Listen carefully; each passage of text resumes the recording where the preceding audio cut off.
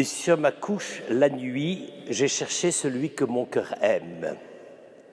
Ce verset a inspiré beaucoup d'auteurs, de pères de l'Église et de commentateurs du Cantique des Cantiques, parce qu'effectivement, habituellement, où est-ce que la bien-aimée rencontre son bien-aimé, sinon dans le lit nuptial, n'est-ce pas? Par conséquent, c'est quand même une sorte de négation des évidences.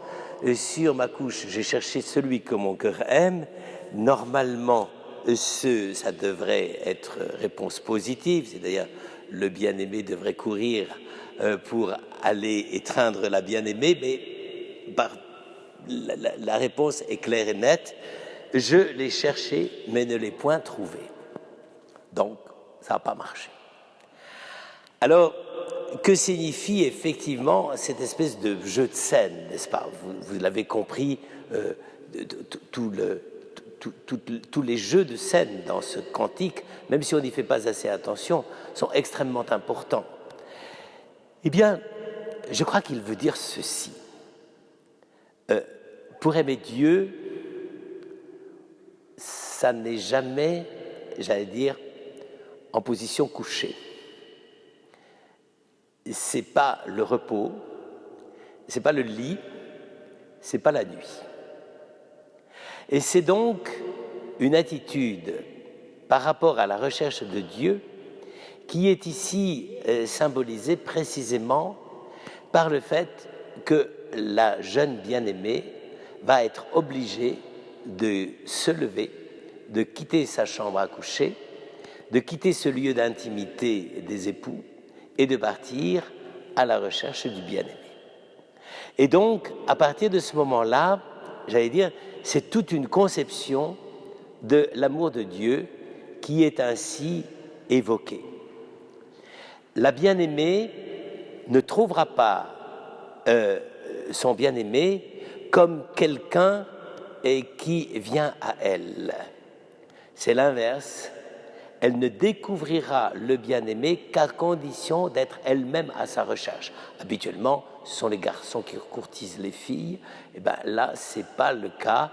C'est la jeune fille elle-même, la jeune future épousée, et qui va quitter le lieu même d'une intimité possible avec son bien-aimé et sortir de la maison, sortir du cadre pour pouvoir rencontrer son bien-aimé.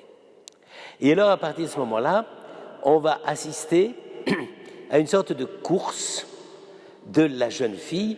Alors là, on est en dehors de toutes les convenances, car une jeune fille qui va rôder la nuit dans la ville, c'est généralement pour des activités bien précises.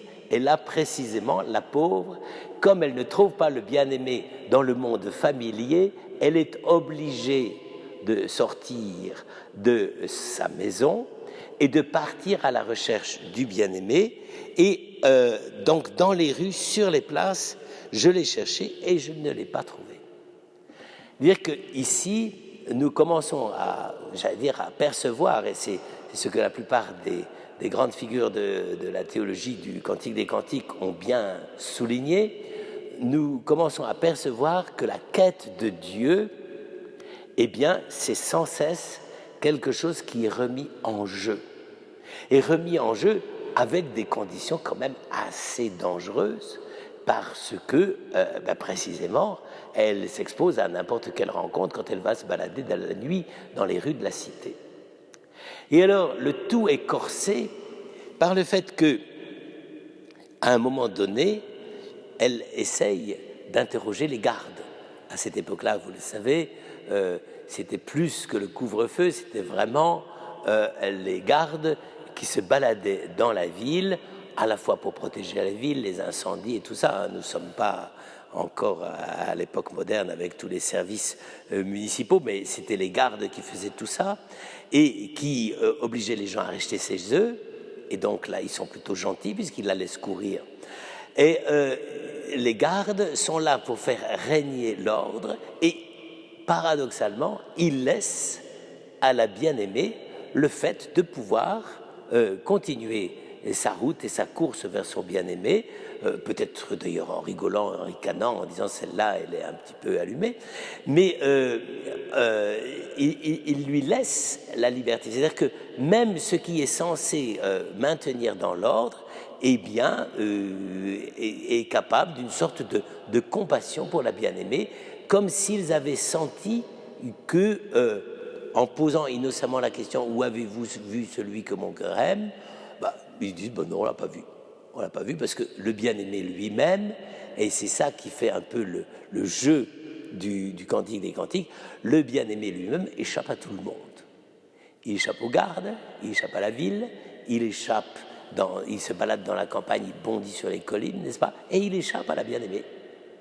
Et donc, c'est une approche, et pour la plupart des gens qui ont fait l'exégèse de ce passage particulièrement, c'est le bien-aimé, c'est Dieu en réalité pour les commentateurs. On ne sait pas trop pour les écrivains parce qu'on ne sait pas ce qu'ils ont voulu dire, mais pour le commentateur, Dieu, c'est par définition celui qui échappe. Alors comme vous le voyez, frères et sœurs, c'est pas si simple que ça de commenter ce livre du Cantique des Cantiques, et on comprend toutes les réticences et toutes les hésitations qu'il a suscitées chez les commentateurs. Car le bien-aimé du Cantique, et je crois que c'est sa définition, c'est pour ça d'ailleurs qu'on n'a pas le nom de Dieu dans le Cantique, on a juste la première syllabe de Dieu, Yah, et on n'a pas le nom entier, Yahvé. Et donc, c'est vraiment un poème sur l'incognoscibilité de Dieu. Dieu échappe. Dieu échappe. Et la fiancée, à travers ces espèces de pérégrinations nocturnes un peu affolées, n'est-ce pas, et ces interrogations aux gens qui gardent la ville et qui n'arrivent pas à la faire tenir en place, n'est-ce pas, eh bien, on assiste à une sorte d'affolement intérieur dans la quête de Dieu. Alors, évidemment, on se dit, c'est un peu de la symbolique un peu rapide, un peu brute de décoffrage, mais cependant, c'est quand même quelque chose d'assez vrai, même aujourd'hui, pour chacun d'entre nous. Pourquoi? Eh bien, parce que on peut tourner le problème dans tous les sens, mais nous n'avons pas de prise sur Dieu. On n'en a pas. Et précisément, tous ceux qui croient qu'ils manipulent Jésus et Dieu comme ils veulent, n'est-ce pas, ils se trompent. Nous n'avons pas de pouvoir. Et donc, la quête de Dieu, c'est vraiment une quête qui est basée à la fois, c'est ce qu'on disait dès le début de ce cantique, sur le fait que la bien-aimée sait qui est son bien-aimé. Elle le recherche, mais elle n'a pas de prise. Et c'est pour ça que, vous voyez, c'est un texte très moderne. Car combien de gens aujourd'hui disent « Oui, oh ben Dieu, j'y crois, mais il ne fait rien pour moi. » Traduisez, « J'ai pas de prise sur lui, j'ai beau lui dire tout mon désarroi, tout ça, ça ne change rien. » Eh bien, c'est comme ça. On n'a pas de prise sur Dieu. Et tous ceux qui, d'une façon ou d'une autre, voudraient croire que la prière, c'est une manière de mettre la main sur Dieu pour lui dire ce qu'il faut faire, je suis désolé, c'est une erreur grave d'appréciation. Jésus n'a jamais dit que c'est notre prière qui transforme l'état de Dieu.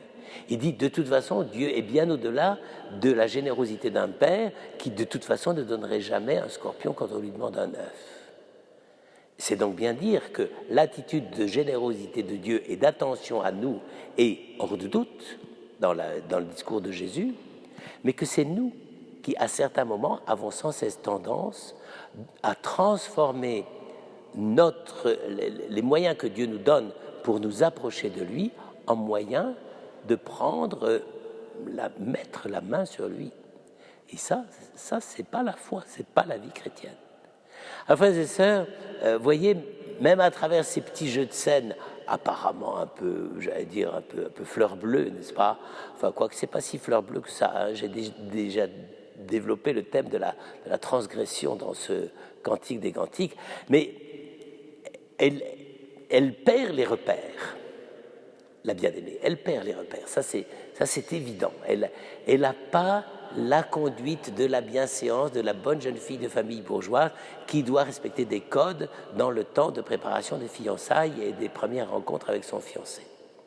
C'est sûr que là, elle n'a pas les codes, comme on dit aujourd'hui, mais ça n'empêche qu'elle est dans cette espèce de perte de repère, et elle est véritablement la manière même de nous enseigner qu'avec Dieu, nous n'aurons jamais les codes pour mettre la main sur lui.